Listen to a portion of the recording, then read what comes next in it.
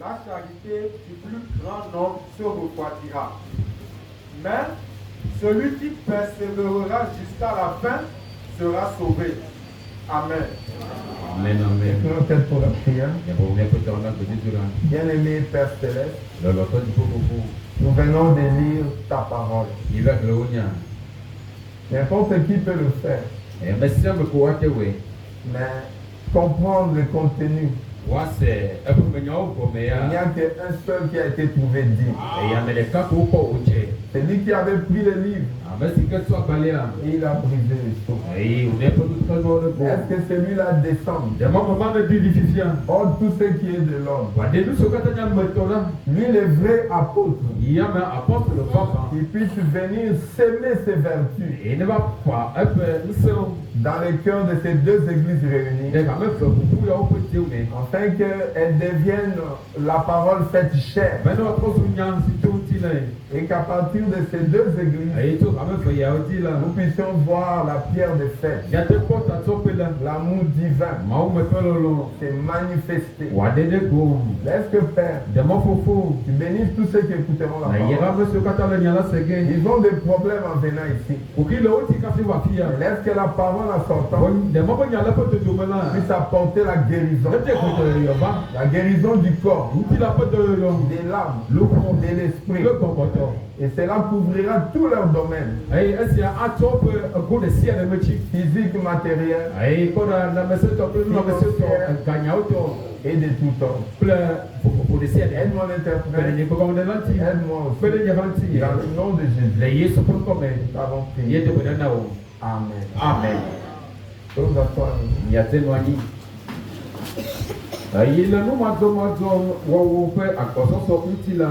Amen.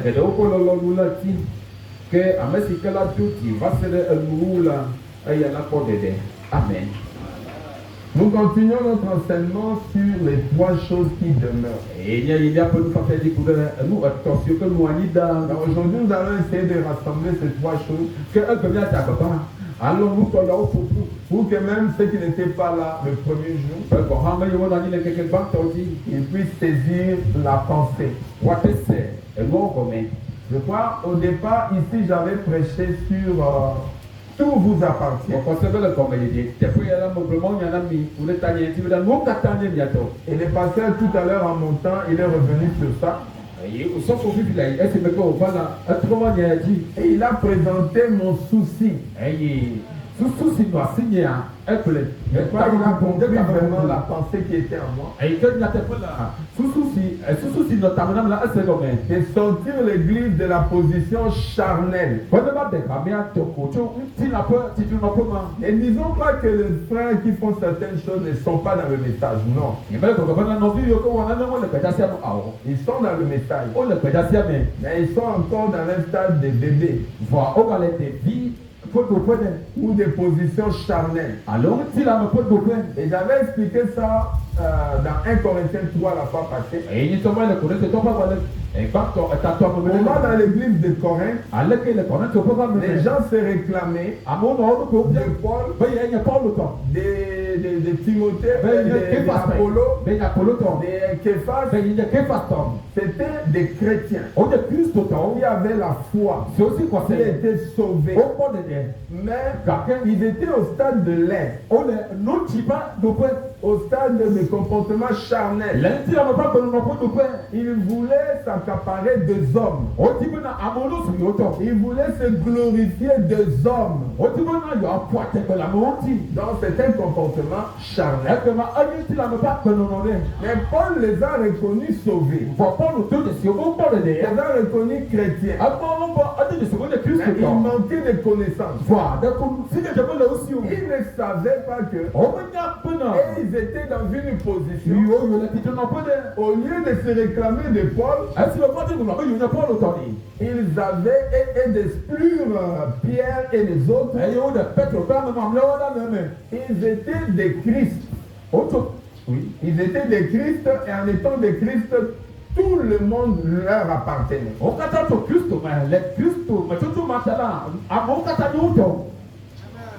Amen. Amen. Donc si vous êtes des Christ, Paul a dit que ça soit Paul, que ce soit Apollo, que ce soit Pierre, ils sont à vous. Est-ce que Paul,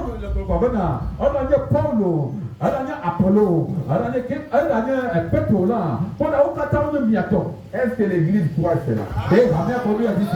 Et aujourd'hui, si Paul nous appartient, si Apollo nous appartient, aujourd'hui, Frère Branham nous appartient, tous les 7 messagers nous appartiennent.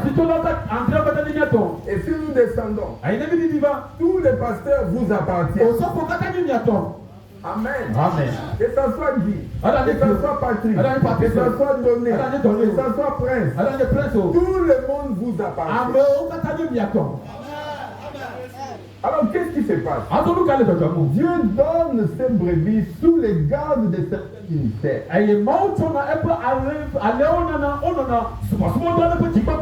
Quand il a appelé Frère Prince, il faut que Prince ait des brebis qu'il conduit. C'est Dieu lui-même qui choisit les brebis qu'il va vous donner. Pour qu'ils soient sous votre garde. Amen. Amen. Mais que ce soit les brebis que Dieu a remis, tous les gardes de Pasteur Prince, tous les gardes de tous les hommes de Dieu qui sont derrière moi, ou de tous les pasteurs que vous connaissez, ils sont tous à nous.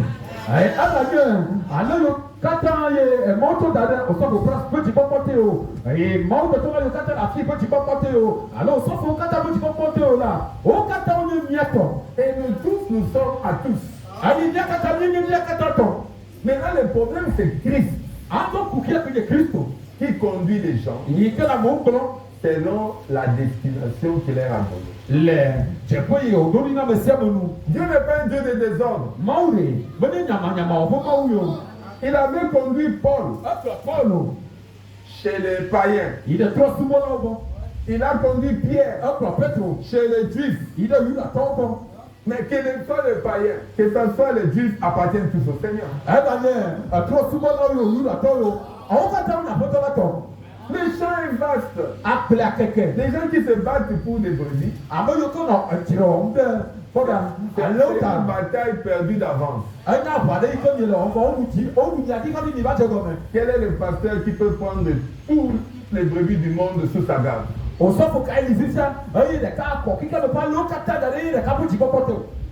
si tu le fais, tu prépares ta mort prématurée.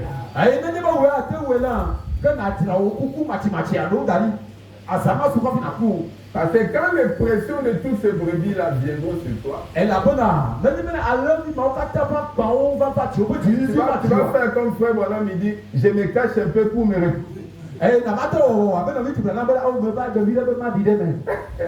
Pourquoi? Parce que tu ne peux pas être partout. C'est pourquoi Dieu, dans son amour, il a planifié, il a mis certains dans certains endroits pour jouer un rôle bien précis. C'est comme ici, il a placé Frère Prince. Amen. Amen. Et nous tous, nous devons le soutenir. Alors, là où Dieu vous a placé, vous devez soutenir ce ministère. Pas d'une manière partisane, mais d'une manière pour le corps de Christ.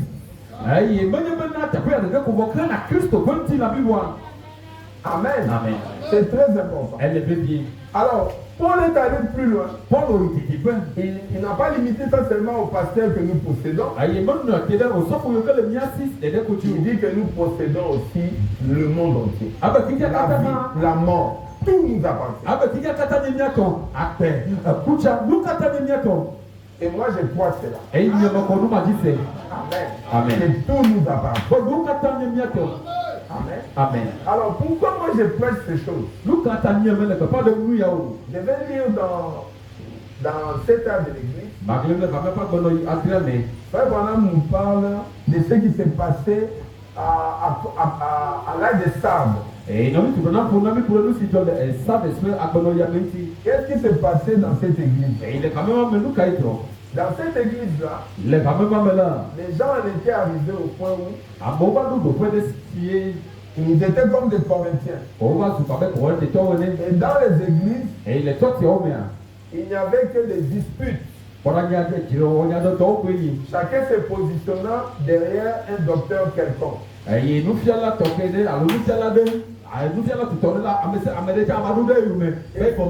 Et Frère Branham a dit, à la page 246, jamais une époque s'est caractérisée par les ailes dénominationnelles.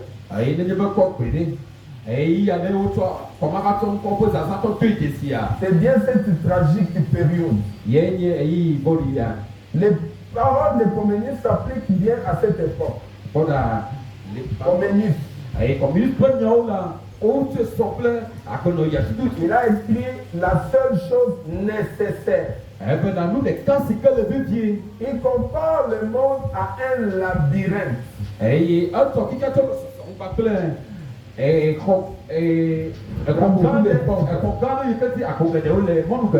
Donc on peut trouver la sortie en abandonnant ce qui est inutile.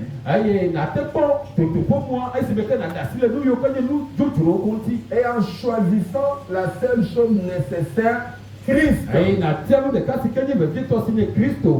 Le grand nombre de docteurs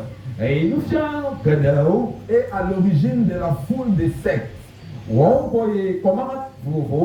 pour lesquelles il n'y a bientôt plus assez de noms. Assez de noms. Chaque église se considère comme la vraie. Tout ou moins comme la partie la plus pure, la plus fidèle. Et ils se persécutent mutuellement avec une haine implacable. Aucune réconciliation mutuelle n'est à espérer. À l'hostilité, elles répondent par une hostilité sans réconciliation possible. À l'hostilité, la haine.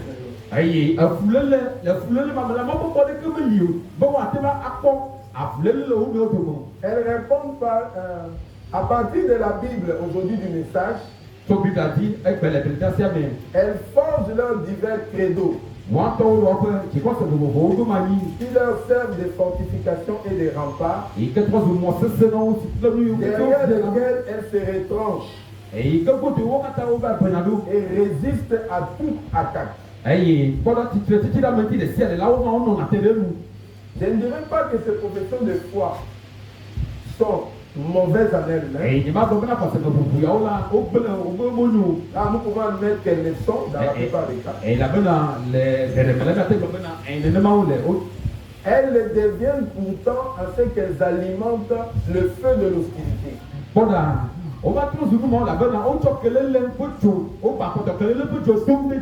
Ce n'est qu'en s'en débarrassant totalement qu'il serait possible de s'atteler à la tâche de guérir les blessures de l'Église.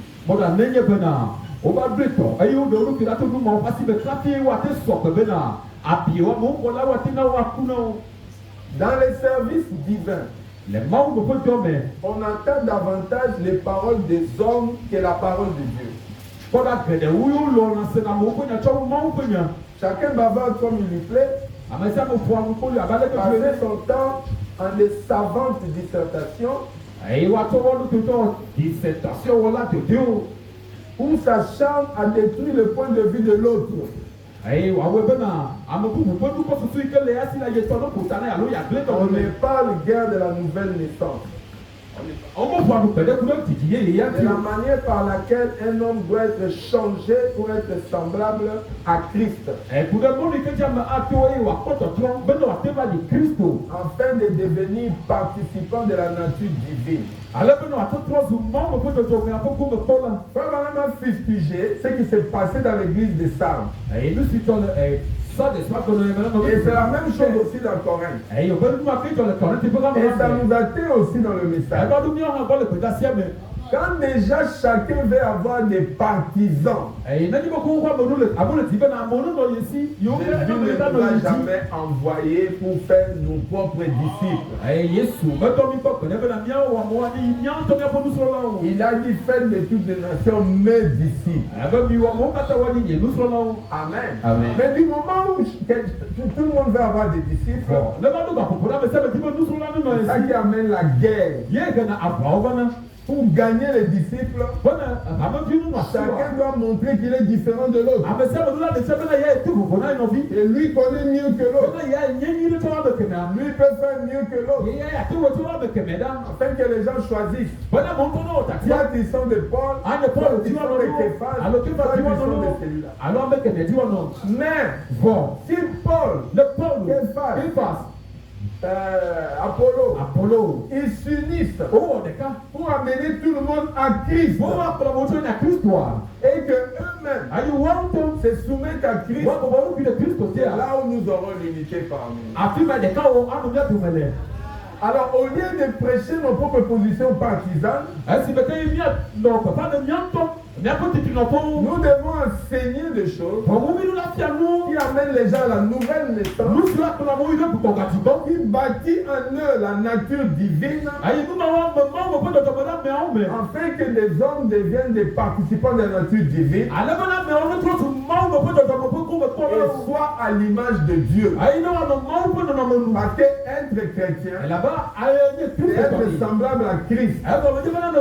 Et Christ était l'image de Dieu. Et Dieu, dès le commencement, il voulait créer l'homme à son image et à sa ressemblance. Et c'est cet homme-là, à l'image et à la ressemblance de Dieu, à qui Dieu confiera la domination de la terre. Donc c'est ça l'objectif.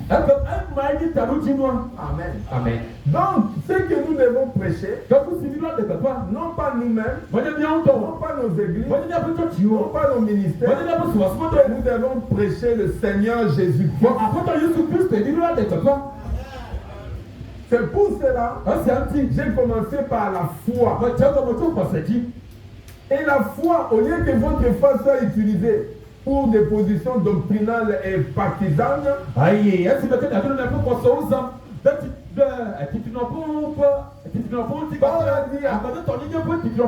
a dit à Timothée, par ta foi, saisis la vie éternelle. Amen. Amen. Saisis la vie éternelle. Moi, la foi que j'ai, doit m'aider à saisir la vie éternelle. Parce que Dieu nous a aimés. Et il a donné son Fils unique. Afin que quiconque croit ne périsse pas, mais qu'il ait la vie éternelle. Donc moi, si j'ai la foi, je ne peux pas prendre ma foi pour suivre une église, pour suivre une personne. Mais je vais utiliser ma foi pour saisir la vie éternelle que Christ est venu nous offrir, les cadeaux de Dieu. Amen. Amen. C'est pour cela la première vertu, c'est la foi. C'est la fondation. Pour accéder aux choses éternelles, vous devez d'abord avoir la foi. Amen. Amen. Et c'est la foi qui vous permet de tout avoir. Peu importe ce que vous traversez, peu importe votre situation, si vous avez la foi, vous pouvez passer d'une situation difficile à une situation. La foi peut ressusciter les morts. La foi peut donner des enfants à ceux qui n'en ont pas. Il faut lire Hébreu 11. Tous ceux qui ont eu la foi, et qu'ils ont pu faire avec leur foi. Paul a cité. Il dit je manque même de mots. Je manque de temps. Pour dire tout ce que la foi. Et aujourd'hui, si cette église a la foi, tout ce que nous avons besoin, Dieu nous l'accorde. Ceux qui sont malades. Jésus a dit celui qui croit. Imposera les mains aux malades. Les malades seront guéris. Il a dit par la foi. Rien n'est impossible à celui qui croit. Mais avec votre foi, commencez d'abord par saisir la vie éternelle. Amen. Amen. Timothée, saisis la vie éternelle. Moi, je n'ai pas besoin de vous prêcher, moi-même je vais rester, non. Je reste le premier à saisir la vie éternelle. Et la vie éternelle, Jésus a dit, c'est de connaître le vrai Dieu. Et celui qui l'a envoyé. Donc la vie éternelle, c'est une connaissance. Amen. Amen. Et si vous avez cette connaissance-là, Dieu qui a dit, mes pensées ne sont pas vos pensées, mes voix ne sont pas vos voix. Quand vous cessez la vie éternelle par la foi, cette foi-là vous élève au niveau de la pensée de Dieu, au niveau de la voix de Dieu.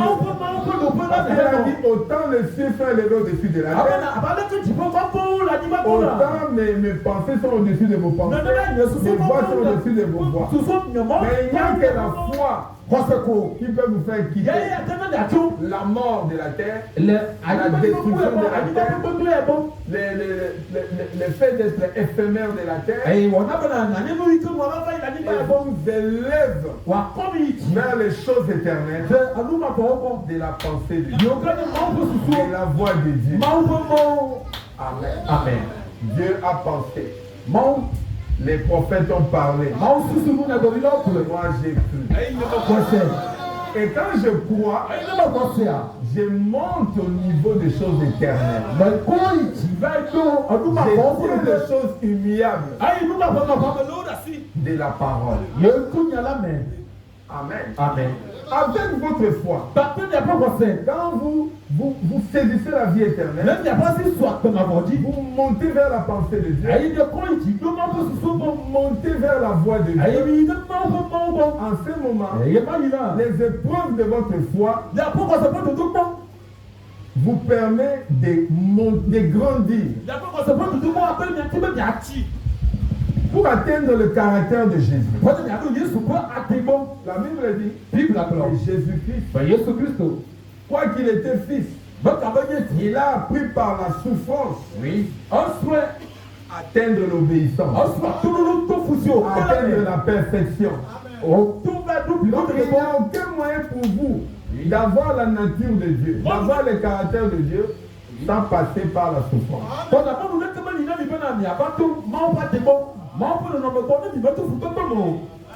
C'est là où la Odyssée n'a rien compris.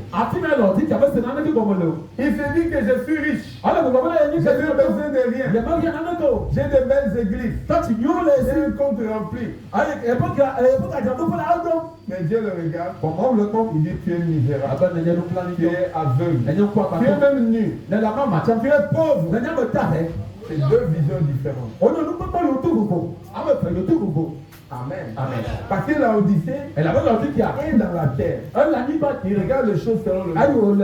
Et Dieu la voit pauvre. Pourquoi? Dieu lui dit, viens acheter de moi l'or éprouvé par le feu pour que tu sois riche. L'or éprouvé par le feu, ce sont les épreuves qui transforment votre caractère mou à un caractère semblable à Jésus-Christ. Le caractère semblable à Jésus-Christ, c'est ça la richesse. Tu peux dire Amen. Mais vous ne pouvez pas l'avoir sans passer par la souffrance. Aujourd'hui, les gens ne veulent pas voir la souffrance même avec Dieu. Il croit un évangile où Tu es un croyant, tout va être facile pour toi. Dieu n'est pas un Dieu de facilité. Il a dit le chemin large, ça mène à la descente. Mais le chemin réduit. C'est pour cela, très peu de gens seront sauvés à cause de ce que je suis en train de vous dire. Quand vous refusez la souffrance, vous n'atteindrez pas le caractère semblable à Jésus. Vous ne marcherez pas dans la voie que Dieu a tracée pour vous. Vous savez ce qui s'est passé? Quand Frère Branham avait découvert la voie de Dieu, il a quitté Jeffersonville pour aller habiter à Tucson. Parce que depuis l'enfance, Dieu avait mis en lui la soif de vivre dans les déserts. En Arizona. Et quand il était arrivé au moment où il a cherché à comprendre la volonté de Dieu pour sa vie, il l'a ramené à ce qu'il avait dit depuis l'enfance. Va en Arizona. Arizona là en question, c'est plus chaud que Lomé. Qui c'est ça? Ils ont le climat de Burkina Faso. Tu peux laver les habits comme ça, en quelques minutes, ça se sèche. Mais lui, un blanc qui a vécu dans la zone tempérée,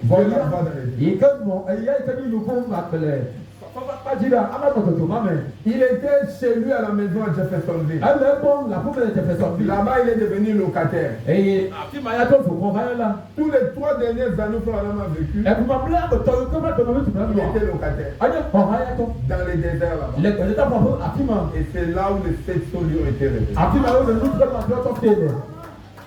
Amen. Amen. Dieu l'avait amené là-bas pour lui donner le caractère d'un prophète. Parce que tous les prophètes, c'est du désert qu'ils ont reçu leur message. Jean-Baptiste était dans le désert. Amen. Amen. Alors, c'est pour arriver à ça, il faut vraiment que vos pensées changent. Vous voyez les choses d'une autre manière. Surtout vous les jeunes filles dans vos choix de mariage. Si le frère n'a pas voiture, n'a pas maison, n'a pas un salaire, un vrai boulot, je pense que ce peut pas être le choix de Dieu.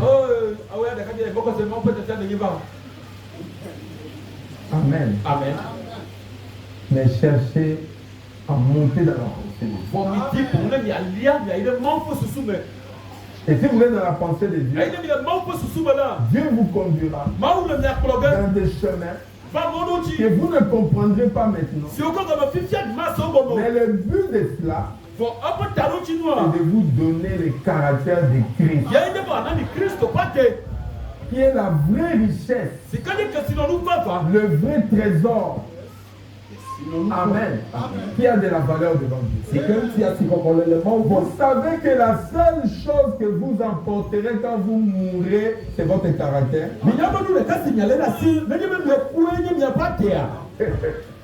Maison, vous les serez. Marie, vous les serez. Les enfants, vous les serez. Les habits, vous les serez. Quand vous mourrez, la seule chose qui restera avec vous, c'est votre caractère. Si vous croyez, si vous avez l'amour, vous avez l'espérance, c'est là où vous verrez la valeur de ces choses-là de notre vie. Amen. Et Dieu là-bas ne connaît pas possession. Il connaît ce que vous êtes. On dit, le voleur n'entrera pas. C'est le caractère. Les meurtriers, l'adultère, on cite les caractères. On dit le croyant rentrera. Frère madame, on lui a dit, seul l'amour parfait rentrera. On ne parle pas de celui qui a une grande église. Celui qui a beaucoup d'argent. Quand on va vérifier, on voit l'amour en toi.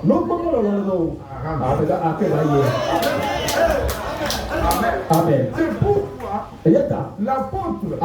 Et Frère Branham dit, dans les églises, nous écoutons seulement des discussions. Qui sont des combats partisans. Élections politiques. Celui-ci veut attirer. On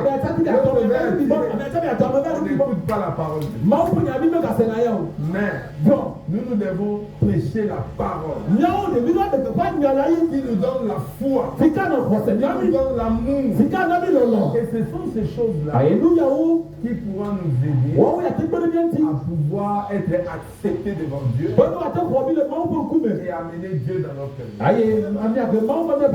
Alors c'est ainsi que nous avons parlé de l'espérance la fois passée. L'espérance c'est une ancre qui tient votre foi ferme. Que vous puissiez persévérer malgré les difficultés.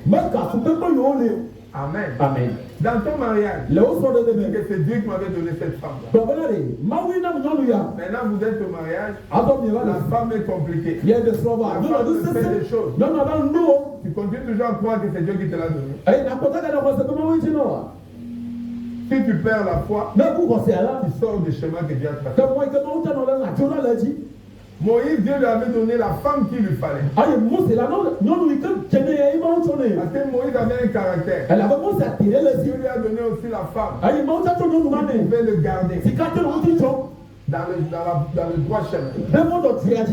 Amen. Amen. Frère Branham avait un caractère. Dieu lui a donné Méda. Il était en l'air. Quand il voit un avion, il veut voyager. Et Dieu lui a donné une femme qui était stable, qui restait avec les enfants. Alors les choix de Dieu dépendent du programme que Dieu a pour toi. Alors si tu as la foi, peu importe ce qui se passe, si tu as de l'espérance, c'est Dieu qui me l'a dit. Dieu sait ce qui est bien pour moi. Dieu me conduira. Dieu m'amènera au bout. C'est comme ça Abraham avait cru. Dieu l'a envoyé dans un pays. Et le pays en question, il n'y a pas à manger.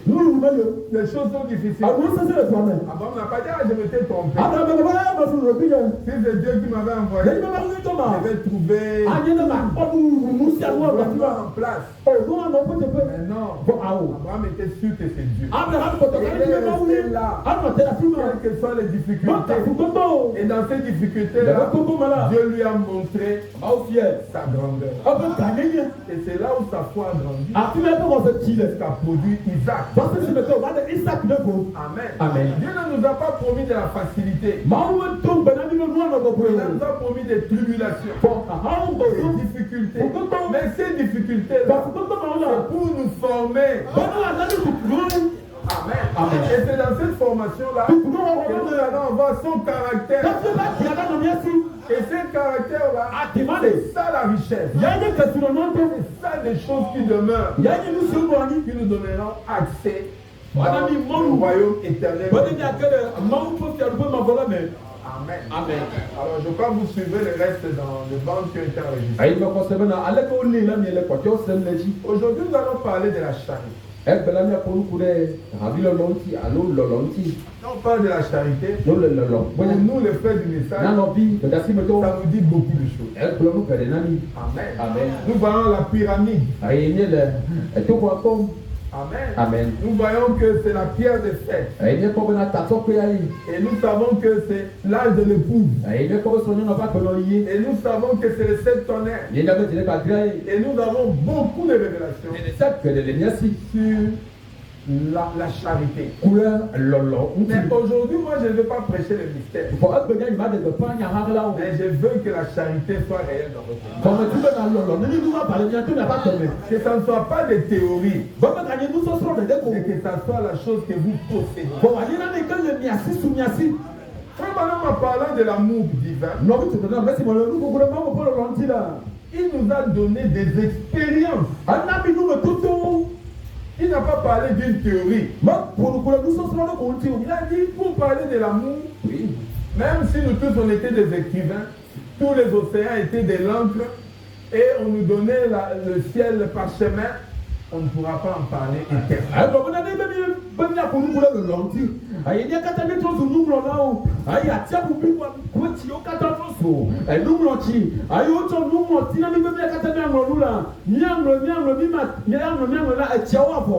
Même si tous les prédicateurs alignés derrière moi, parle d'un aspect de l'amour de Dieu.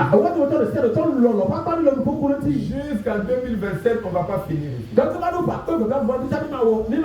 Mais qu'est-ce que moi je peux dire dans le peu de temps qui est devant? Amen. Amen. L'amour divin. Frère Branham a parlé de ça sous forme des expériences. Il a dit que quand le taureau est venu en charge contre lui, en tant qu'humain, il a regretté son fusil. Amen. Il dit, j'ai oublié le fusil. Je dois me préparer à mourir. L'histoire dit que ce taureau-là avait déjà tué quelqu'un. Et le taureau venait à sa direction. Il n'avait aucun moyen. Mais en ce moment-là, quelque chose s'est passé. Qu'est-ce qui s'est passé? L'amour divin est rentré. Je crois que ceux qui m'avaient suivi mercredi, j'avais dit que même la foi que nous avons, c'est la foi de Dieu. Et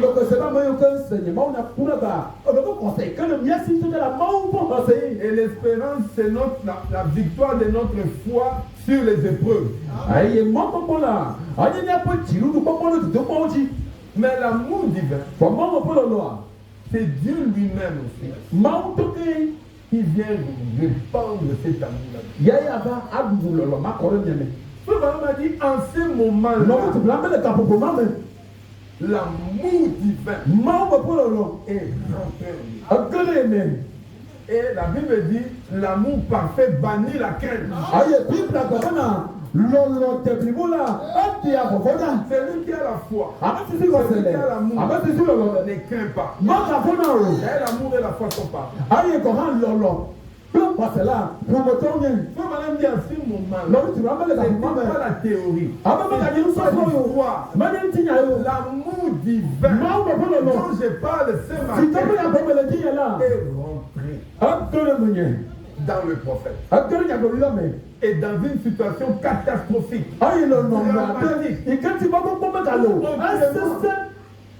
Son histoire se récite. Il a senti l'amour. Et la Bible dit l'amour comprend tout. La première que tu as l'amour, tu comprendras les gens.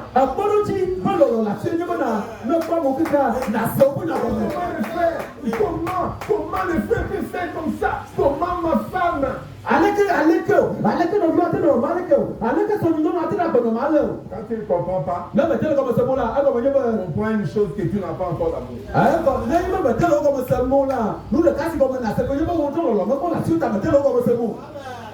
Oh, je ne comprends pas. Oui. Comprends que tu n'as pas l'amour. Parce que si l'amour est en toi, l'amour comprend. Amen. Frère Branham a compris le taureau. Il a compris que le taureau défendait ses droits. Frère, si l'amour divin dans ton cœur, tu comprendras ta femme. Tu comprendras tes enfants. Tu comprendras ton pire ennemi. C'est pour cela pardonner est simple pour toi.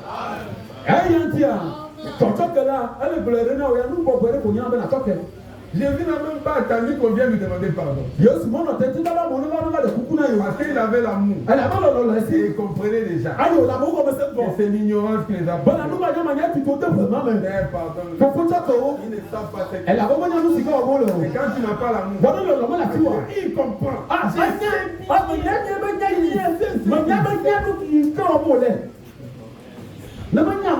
que tu n'as pas et frère Branham a compris le tour.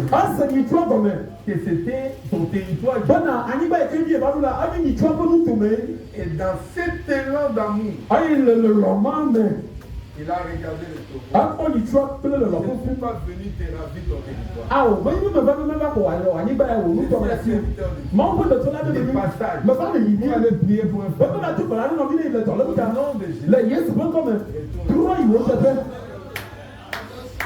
Est-ce que le taureau comprend l'anglais?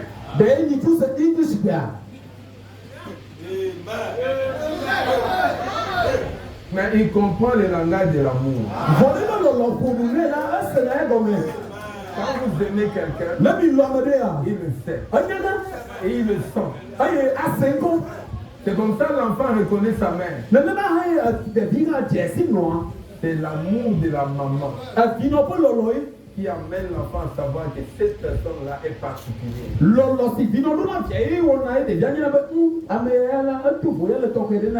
Frère Branham vous a raconté l'expérience de ces fous furieux.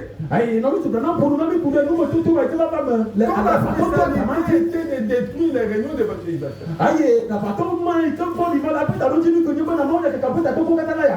Et il était décidé à détruire William Branham. Pour amener tout le monde à dire qu'il n'est pas, il est faux. On a proposé à Frère Branham des policiers. La sécurité. On a proposé à Frère Branham la sécurité. Là, Frère Branham a dit, si vous avez de l'amour, personne ne vous fera du mal. Et vous aussi, vous ferez du mal à personne.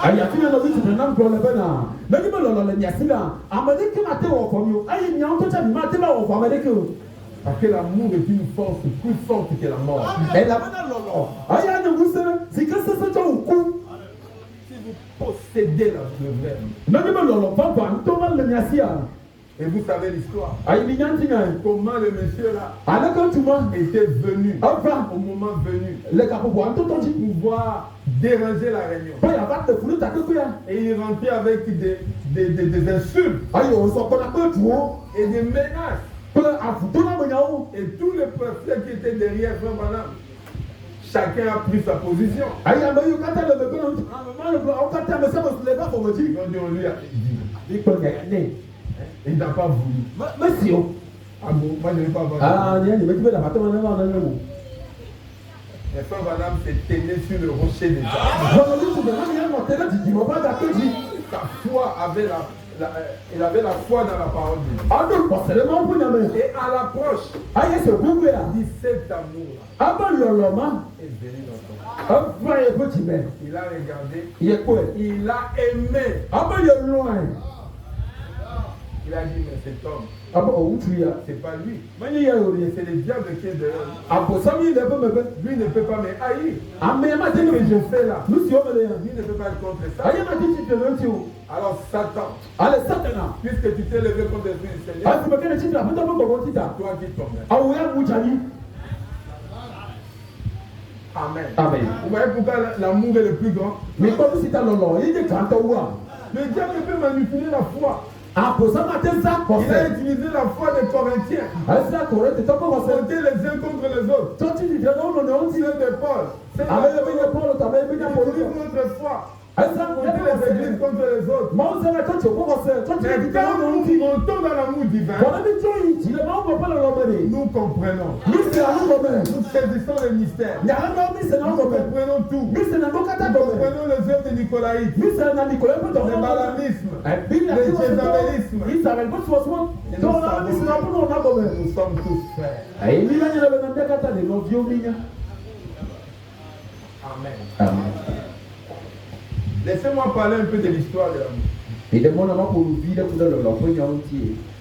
L'histoire de l'amour, sans commencer dans l'Ancien Testament. C'est pas qu'à partir de là, nous pourrons mieux maîtriser l'amour.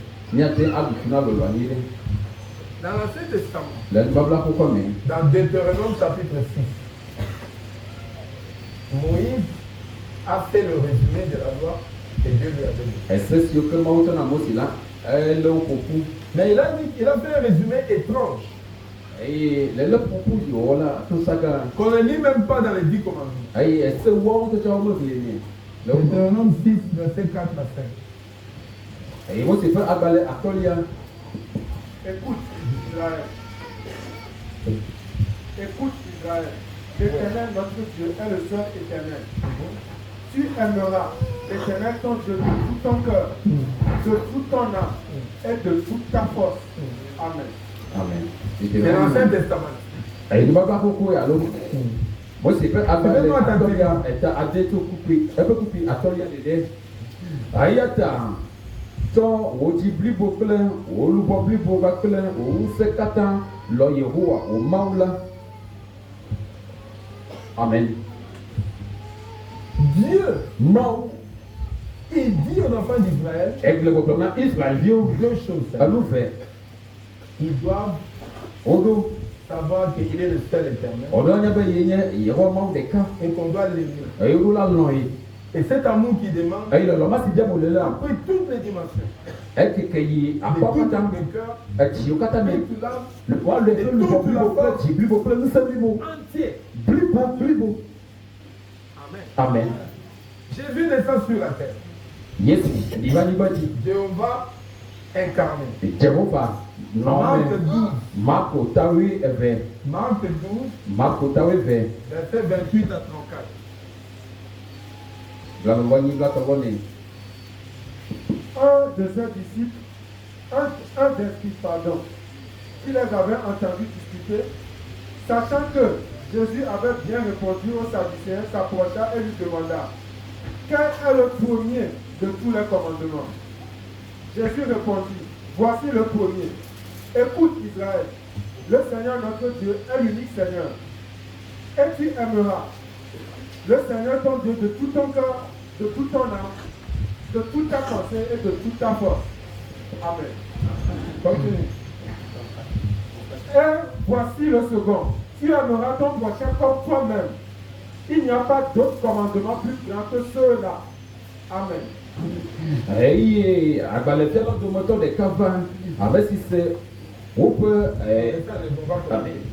On continue.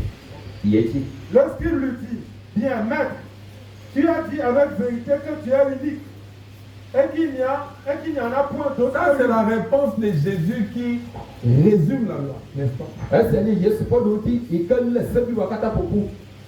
Et l'Esprit est content. Lorsqu'il lui dit: bien, maître, tu as dit avec vérité que Dieu est unique et qu'il n'y en a point d'autre que lui, et que l'aimer de tout son cœur, de toute sa pensée, de toute son âme et de toute sa force, et aimer son prochain comme soi-même, c'est plus que tous les holocaustes et tous les sacrifices. Jésus, voyant qu'il avait répondu avec intelligence, lui dit: tu n'es pas loin du royaume de Dieu. Amen. Et personne n'osa plus lui proposer des questions. Jésus, ça va. Dieu te bénit. Ces deux passages résument l'Ancien Testament. Parce que on a posé la question à Jésus. Quel est le plus grand des commandements? Jésus n'a appris seulement Deutéronome 6 comme résumé de tout ce que vous connaissez comme loi. Amen. Amen. Aimer son prochain comme soi-même. Ce que vous voulez qu'on vous fasse, faites-le d'abord aux autres. Même dans Romains 13, Paul a dit la même chose. Et tout ce qu'on peut connaître de la loi se résume par ces seuls commandements. Tu aimeras ton prochain comme toi. Si tu aimes ton prochain, tu peux prendre sa femme. Parce que toi-même tu sais que si on prend ta femme, ça te fera mal. Tu ne vas pas le faire. Tu ne vas pas le voler. Parce que toi, si on te vole, ça te fait mal jusque dans les os. Donc tu ne seras pas ton prochain. Donc l'amour est l'accomplissement de toute la loi. Amen. Amen. Alors, Cet amour que Dieu nous demande, où pouvons-nous trouver ça? Parce que, comme la foi, il y a deux types d'amour. Comme madame dit, il y a l'amour philéo. L'amour que tout le monde a naturellement. Avec cet amour-là que vous aimez votre femme, vous aimez vos enfants, vous aimez vos frères, vous aimez votre pays, vous aimez les gens qui vous intéressent.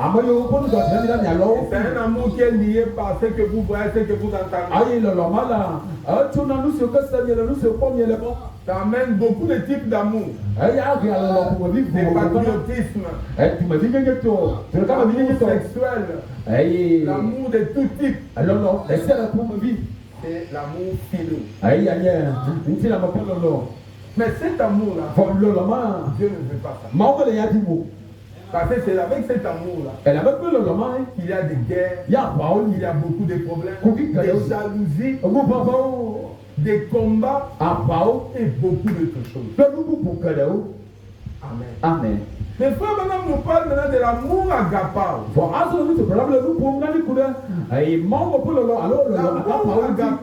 L'amour agapao, c'est de cet amour-là que nous parlons. La charité. L'amour de Dieu. Et cet amour-là, son histoire, sur la terre, on n'a pas trouvé. On n'a pas trouvé cet amour. Dieu qui nous a demandé d'aimer là, il sait que dans les temps où nous sommes nés d'Adam et Ève là, on ne peut pas produire cet amour. Qui peut dire amen? Il a fallu que ça vienne de lui-même. Dans 1 Jean chapitre 4, on commence maintenant à nous expliquer comment cet amour peut nous accéder à lui.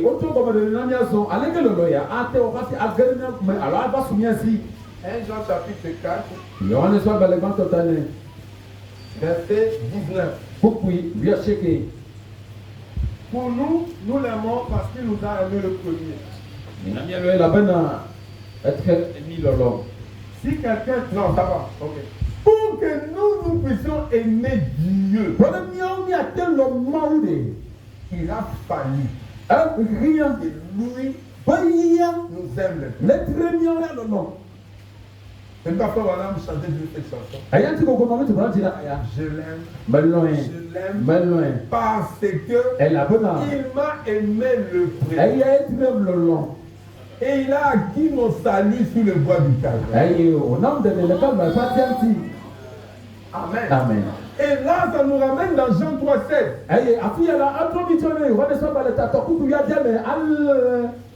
Amen. Amen.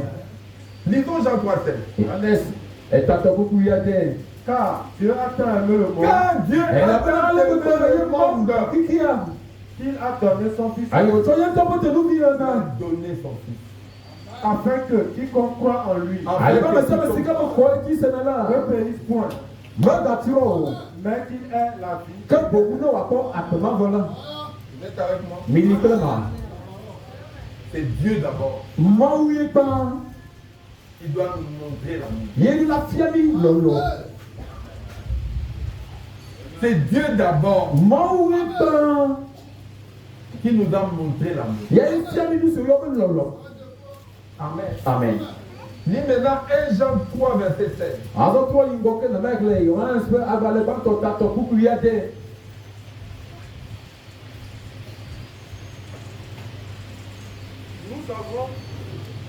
Nous avons connu l'amour en ce qu'il a donné sa vie pour nous. Amen.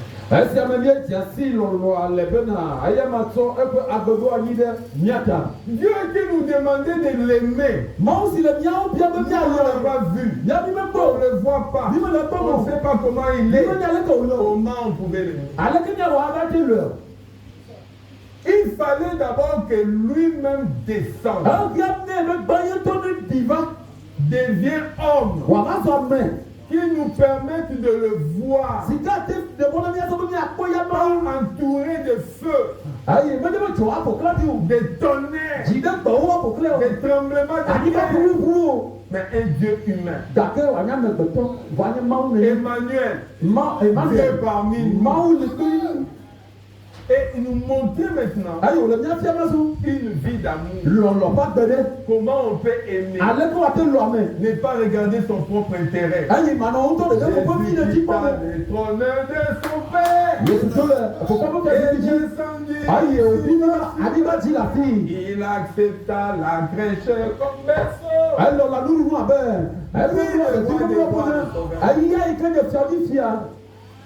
Donc il est venu. Il n'a pas cherché l'hôpital le plus cher. Il est né dans une crèche. Et il n'a pas vécu une vie d'aisance sur la terre. Il a vécu la vie la plus misérable. Homme de douleur, habitué à la souffrance. Tu veux être comme Jésus-Christ?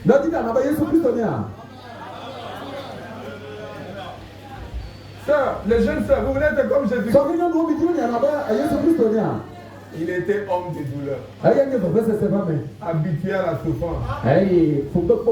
Quand on te réveille à 4h du matin, tu dis demain. Quand on te réveille à 4h du matin,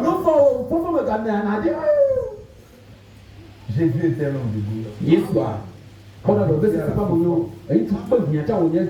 Il était venu nous montrer le modèle. L'exemple. Ésaïe 53.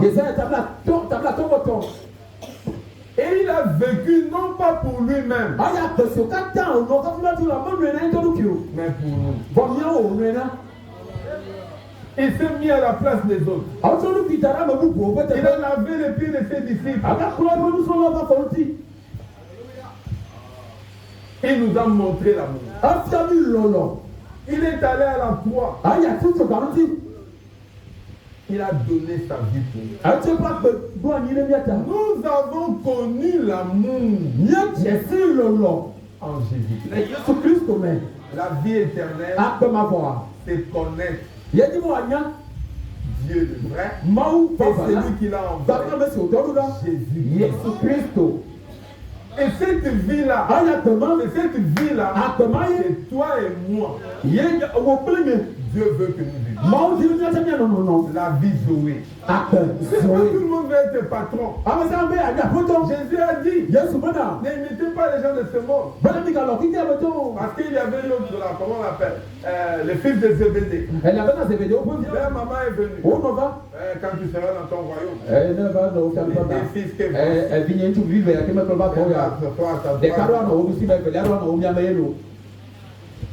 ça devient des affaires. La maman va venir négocier les positions au ciel. Nous sommes foutus. Et ceux qui n'ont pas de mère. Heureusement que Jésus est Jésus. C'est bon. Cette position-là, depuis la fondation, bien déjà positionné. C'est l'âge de la Odyssée qui s'assera à ma gauche et à ma droite. Amen. Amen. Dieu a vécu une vie d'amour pour nous servir d'exemple. On va terminer par Romains chapitre 5. On a déjà lu 1 Jean 3. Oui. Verset 16. Oui. Il reste, oui, continue ça. Nous avons connu l'amour en ce qu'il a donné sa vie pour nous. Nous aussi, nous devons donner notre vie pour les frères. Amen. Amen.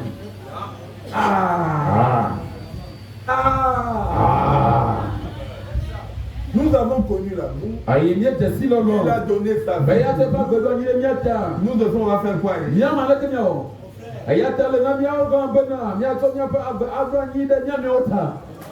C'est ça l'amour divin. Si nous avons connu l'amour, et nous possédons cet amour, nous aussi, on devait nos vies pour Dieu. Comme Christ a fait. Nous allons suivre ces modèles. Nous allons suivre les traces des pas. Ce qu'il a fait, nous serons fait. Chacun doit se sacrifier. Et le pasteur le dit souvent ici. C'est vrai? Le pasteur le dit souvent ici. Sacrifions-nous. Pour aller soutenir le mariage. Les frères de fellowship se sont sacrifiés pour venir soutenir ici. Nous devons vivre une vie d'amour. La fois passée, j'ai prêché ici. Le frère Charles s'est sacrifié. Il m'a pris. Il est parti laisser sa famille. Il m'a amené au mariage. Après le mariage, il est parti déposer ses enfants. Les parents de me ramener à la maison. C'est l'amour. Nous devons nous sacrifier. Les uns pour les autres. Romains chapitre 5, on va terminer par là. Et là, ça résume tous nos trois versets.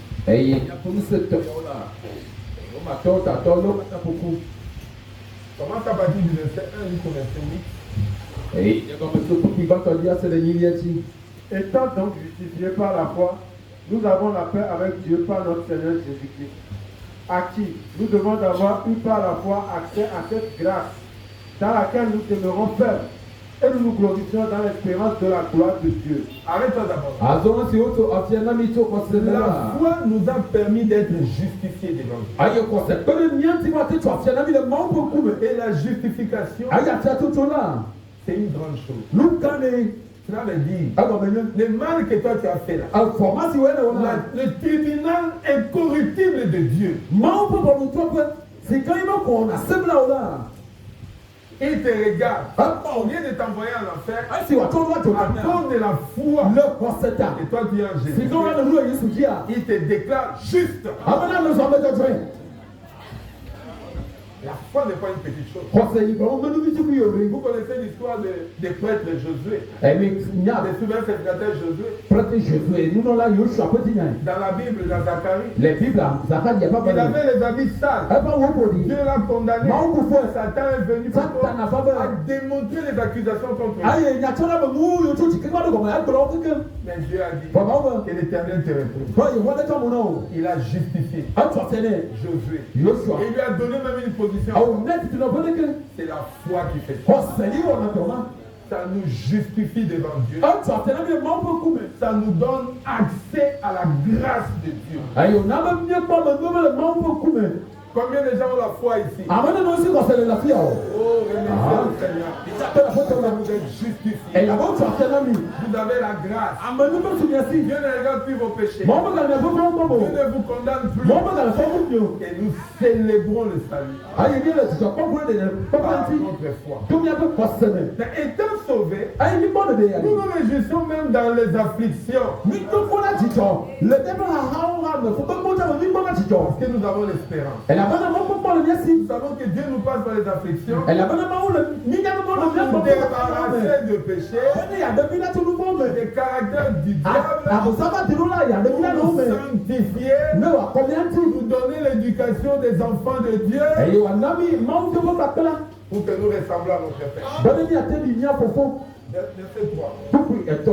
Bien plus, nous nous glorifions même des afflictions, sachant que l'affliction produit la persévérance. La persévérance, la victoire dans l'épreuve. Et cette victoire, l'espérance. Or, l'espérance ne trompe point, parce que l'amour de Dieu est répandu dans nos cœurs par le Saint-Esprit qui nous a été donné. Car lorsque nous étions encore sans force, Christ autant marqué est mort pour des impies. À peine mourrait-on pour un juste, quelqu'un peut-être mourrait-il pour un homme de bien, mais Dieu prouve son amour envers nous en ce que, lorsque nous étions encore des pécheurs, Christ est mort pour nous.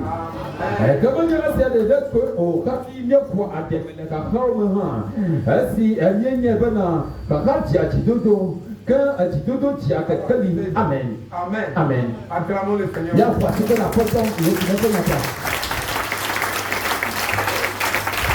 Remarquez Parce que nous sommes justifiés par la foi. La bonne affaire, nous sommes sanctifiés dans les épreuves.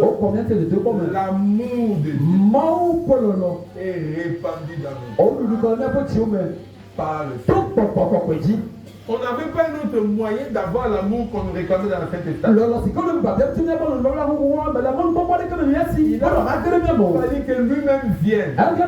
Il donne sa vie Zoé pour nous racheter, donner sa foi, accéder à la grâce, à la paix avec lui, par les tribulations, pour que nous soyons sanctifiés, débarrassés des choses qu'Adam nous a léguées,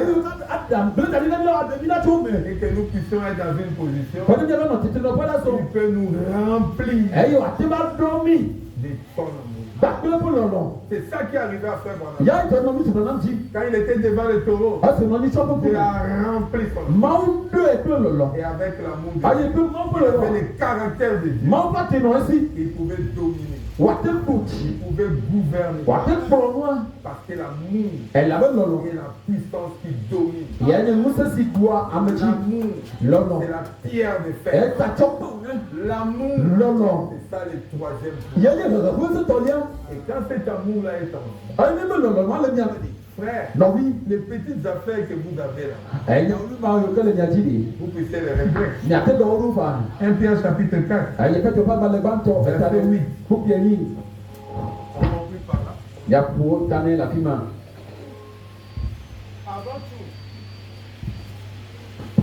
Avant tout, ayez les uns pour les autres une ardente charité, car la charité couvre une multitude de péchés.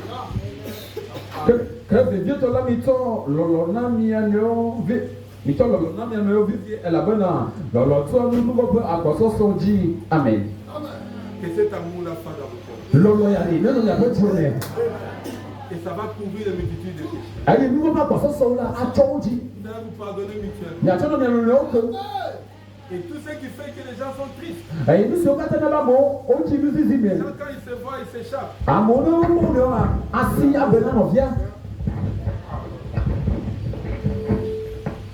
Si l'amour est dans votre cœur,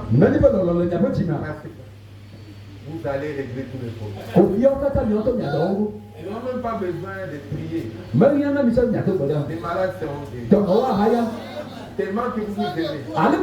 Priez les uns pour les autres. Il préfère avoir une église qui n'a même pas un parler en langue, un don de prophétie, même pas un cas de guérison, mais qui a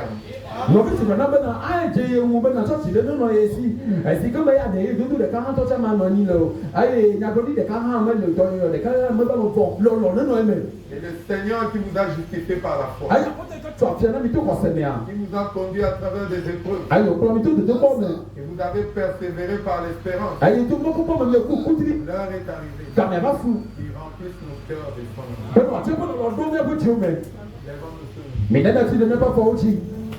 Boss, please charge your phone.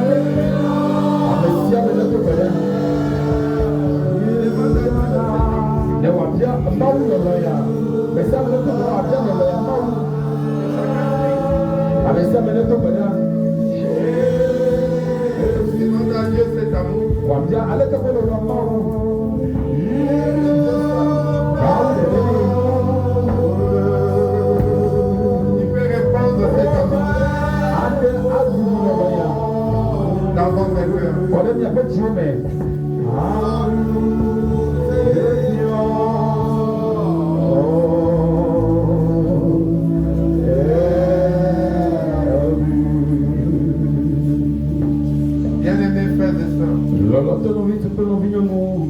Tu as la foi. La Bible dit celui qui manque la sagesse, il demande à Dieu. La foi peut te donner tout. C'est la foi qui produit aussi l'amour divin. Pourquoi ne pas utiliser ta foi? Demander à Dieu de me donner l'amour. L'amour divin. Le Seigneur remplisse mon âme. Descend l'amour. Que l'amour puisse venir coiffer la pyramide de mon être. Que je puisse aimer mes frères. Je puisse aimer tout le monde. Parce que frère Anani qu'il avait chanté. Oh Dieu, donne-nous cet amour. Que nous puissions nous aimer les uns les autres. L'amour est au-dessus de tout.